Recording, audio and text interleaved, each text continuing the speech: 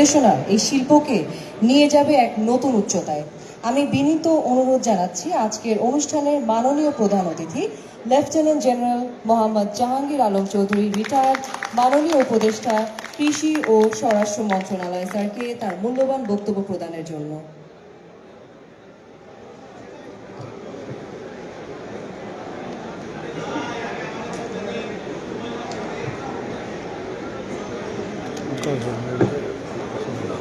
বিসমিল্লাহির রহমানির রহিম।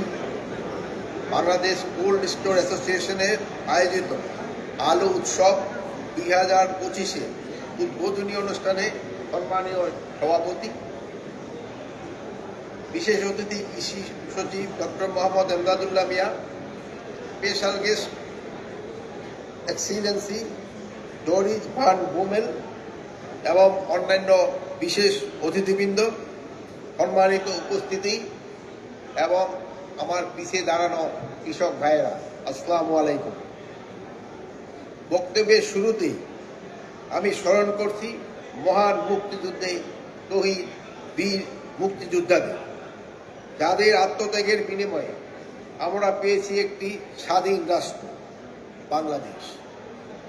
আমি আজ বিশেষভাবে স্মরণ করছি 2024-এ জুলাই যোদ্ধাদের, যাদের আত্মত্যাগ এবং রক্তের বিনিময়ে আমরা অর্জন করেছি ফ্যাসিবাদ মুক্ত এক নূতন বাংলাদেশ। সম্মানীয় সুধীবৃন্দ, আমি জেনে আনন্দিত হয়েছি যে আলুর সঙ্গে সংশ্লিষ্ট আলু বীজ উৎপাদনকারী, অ্যাগ্রোকেমিক্যাল উৎপাদনকারী প্রতিষ্ঠান, সার সরবরাহকারী প্রতিষ্ঠান,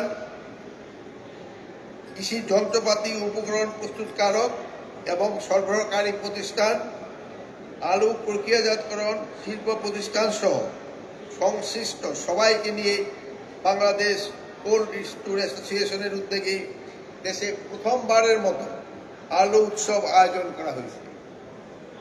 আলুর সর্বোত্তম ব্যবহার নিশ্চিতে এই উদ্যোগ নিঃসন্দেহে একটি গুরুত্বপূর্ণ পদক্ষেপ হিসাবে বিবেচিত হবে। এই অনুষ্ঠানে আমাকে দাওয়াত দেওয়ার জন্য আমি আয়োজকদের বিশেষ ধন্যবাদ জানাই।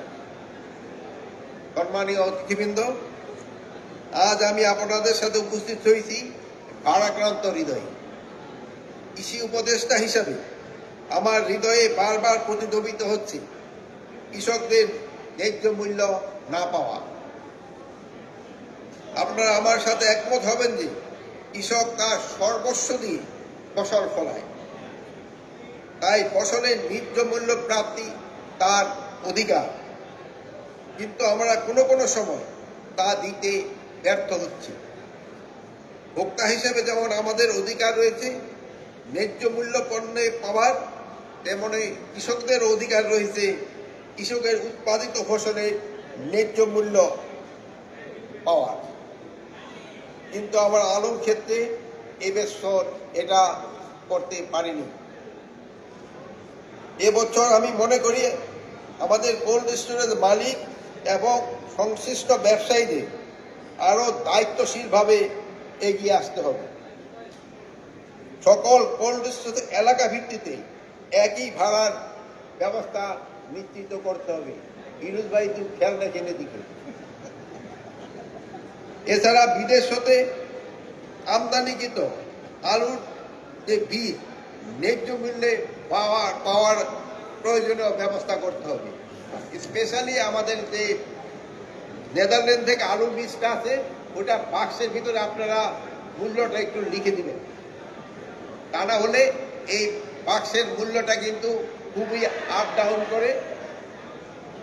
আর এবার আলুর ক্ষেত্রে হয়েছে শুধু ক্ষতিগ্রস্ত হয়েছে কৃষক, আর এই ব্যবসার সাথে যারা জড়িত কেউ কিন্তু ক্ষতিগ্রস্ত হয় না। আর কৃষকদের কথা বলারও কিন্তু কোনো অধিকার এখানে নাই। বিভিন্ন অন্যান্য সংগঠনগুলি রয়ে গেছে, তারা তাদের কোনো কিছু হলে প্রতিবাদ করতে পারে, বাট কৃষকদের কথা বলার ওরকম প্রতিবাদ করার জায়গা কোথায় নেই। যেহেতু তার প্রতিবাদ করার জায়গা কোথাও নেই, এই জন্য আমি সাংবাদিক ভাইদের বলবো আপনারা তাদের দায়িত্বটা নিতে পারেন এবং তাদের যে সমস্যা এগুলি আপনারা কিন্তু উঠে ধরতে পারেন। সম্মানিত সুধী, আপনারা জানেন যে আলু বাংলাদেশের দ্বিতীয় প্রধান অর্থকরী ফসল। জনসাধারণের খাদ্য তালিকায় আলুর গুরুত্ব ভূমিকা পালন করে যাচ্ছে। বিগত 2010 সালের পরে লক্ষ্য করা যাচ্ছে যে আলু কোনো বছর আলুর চাহিদার তুলনায় কম উৎপাদন হচ্ছে, আবার কোনো বছর চাহিদার তুলনায় আলু বেশি উৎপাদিত হচ্ছে। যেমন 2010, 2014, 2015, 2017, 2025 সালে চাহিদার তুলনায় আলু বেশি উৎপাদিত হয়েছে। ফলে আলু চাষকারী কৃষক, আলু ব্যবসায়ী এবং বিমার মালিকদের বিভিন্নভাবে ক্ষতিগ্রস্ত হয়েছে। এর ফলে পরবর্তী বছরগুলোতে কৃষকগণ আলু চাষে উৎসাহ হারিয়ে ফেলে এবং কৃষকগণ কম পরিমাণ জমি আলু চাষ করতে থাকেন। আলু উৎপাদন কম হওয়ায় হিমাগারগুলিতে ধারণ ক্ষমতার চেয়ে প্রায় 20 থেকে 25% আলু কম সংরক্ষণ হয় এবং 2018 সাল থেকে বাজারে আলুর মূল্য ক্রমান্বয়ে বাড়তিভাব লক্ষ্য করা যায়। আলুর কেজি প্রতি মূল্য বৃদ্ধির বিষয় সর্বোচ্চ পর্যায়ে পৌঁছে 2023 এবং 2024 সালে। 2023 সালে কেজি প্রতি আলু সর্বোচ্চ 60 টাকা এবং 2024 সালে আলু প্রায় 80 টাকা পর্যন্ত কেজি বিক্রি হতে দেখা গেছে। এতে 2023 এবং 2024-এর কৃষক এবং ব্যবসায়ীগণ এক্ষেত্রে কৃষকগণ বেশি লাভবান হয়েছে। এই ক্ষেত্রে আবার কোল্ড স্টোরগুলি একটু লসে পড়ছে, এই জন্য যেহেতু তাদের ধারণ ক্ষমতা যতটুকু ওই পরিমাণ আলু তারা সংরক্ষণ করতে পারে নাই, বাট ইলেকট্রিসিটি বিল তো পুরা এই দিতে হয়। এই ধারাবাহিকতায় 2025 সালে বিবিএস এর তথ্য মতে দেশে রেকর্ড পরিমাণ 1,12,00,000 মেট্রিক টন আলু উৎপাদিত হয়েছে, যা চাহিদার তুলনায় প্রায় 22 লক্ষ মেট্রিক টন বেশি।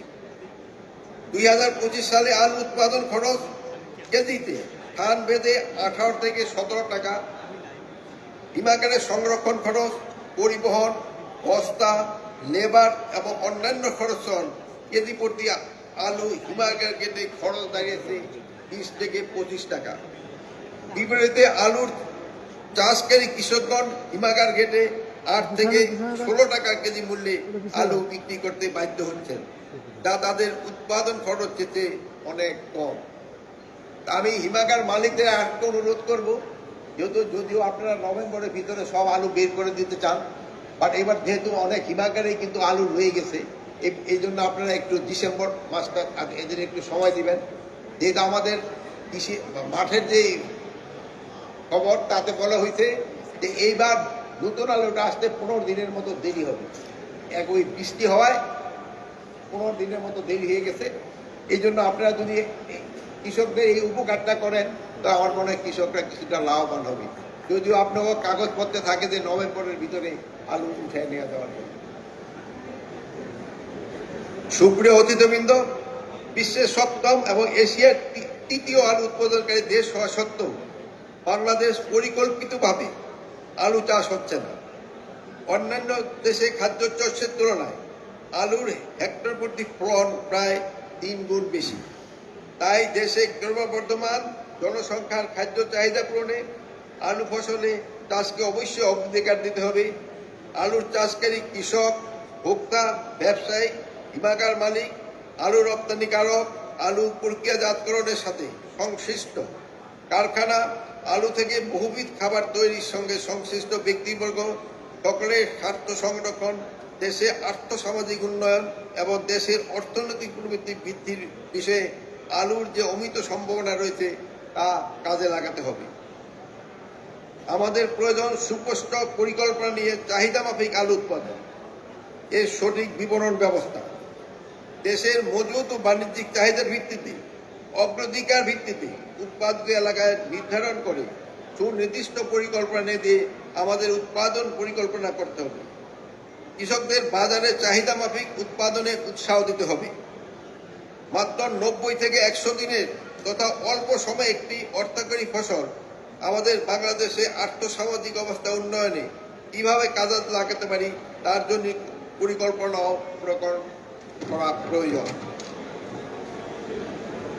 প্রিয় সুধী, দেশে বিপুল পরিমাণ আলু উৎপাদিত হলেও আমরা আলুর প্রক্রিয়াজাতকরণে বিস্তর পিছিয়ে রয়েছি।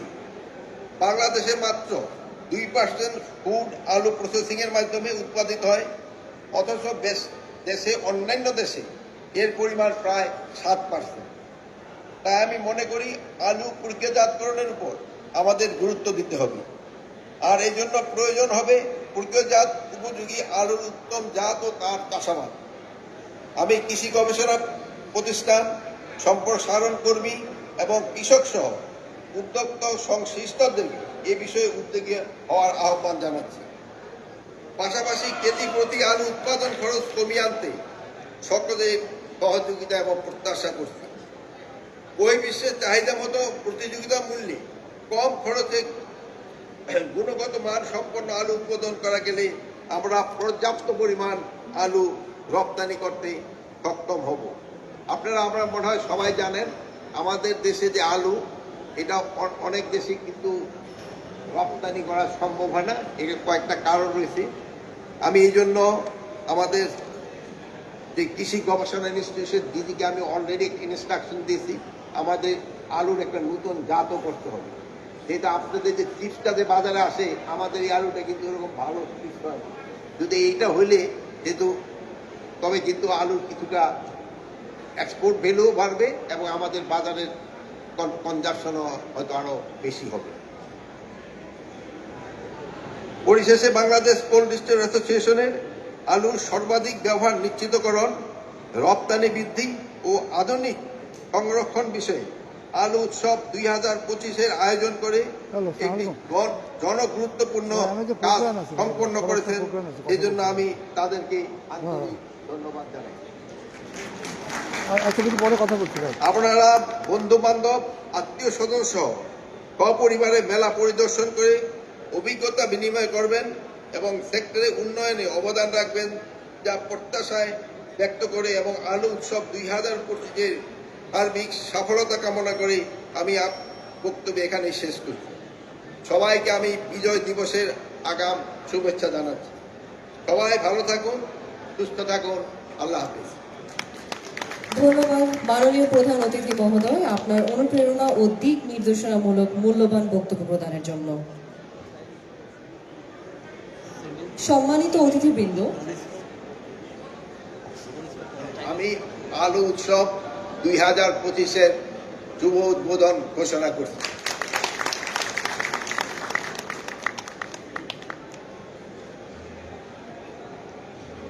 ধন্যবাদ মাননীয় প্রধান অতিথি।